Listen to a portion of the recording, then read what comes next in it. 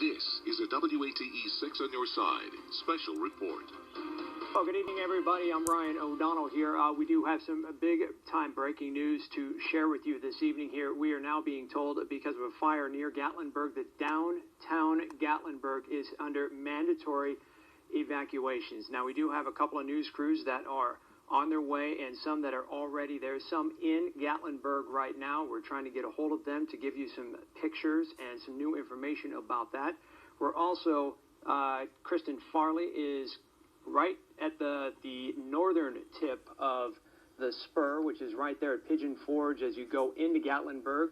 She's going to be joining us a little later by phone to give us an idea of what she is seeing there, because from what we are being told, that is as far as anybody can go in order to get into Gatlinburg. You're taking a live look here at our tower cam here in Gatlinburg. This is from the, Matt, I forget the camera we're looking at. From Ripley's Aquarium. Ripley's Aquarium here. You can see some of the first responders there with their flashing lights.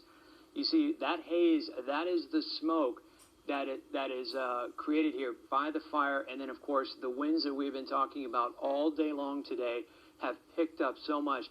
This is creating quite the mess up there in Gatlinburg. Now, I believe we have WATE 6 on your side anchor Kristen Farley on the phone. Kristen? Yeah, Ryan, I am here right now, right along Pittman Center Road, and I can tell you that as soon as we got off of exit 407 along the interstate, you could immediately kind of taste and see that wall of smoke. I can tell you now, coming into Pittman Center, which is really the only way that we were told to come into Gatlinburg, there is now a steady line of traffic flowing out of the area, as you talked about, those mandatory evacuations.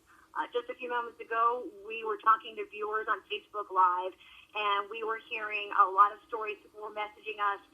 Some of these have not been verified just of yet, but we're hearing about people who say there's no way in or out from where they live, and they're concerned. We also were hearing concerns about the Park Vista Hotel. We are calling to try to check on that as well.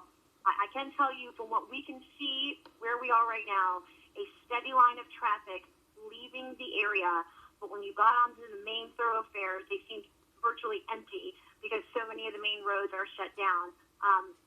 We can kind of see an orange haze, if you will, even though it's dark, you can kind of see a little bit of haze up in the sky ahead of us. We have not seen any flames, but you can definitely, Ryan, as I said, taste and smell this. It's definitely in the air. My photographer, Eric, even already putting on his air mask, and we were inside a car. So if that just gives you any idea of the situation here, the gravity of it. As you said, so many areas, 7 different areas, mandatory evacuations at this point.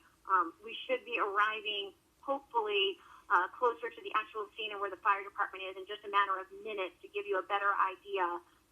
And we did just send some video back to the station through email of officers flying down Pittman Center, everyone getting out of the way as they were heading towards the fire zone. And we've seen several fire trucks coming in from surrounding areas along the interstate and along the parkway as well, heading in this direction. So a very serious situation here. And as we get closer, we will keep you up to date.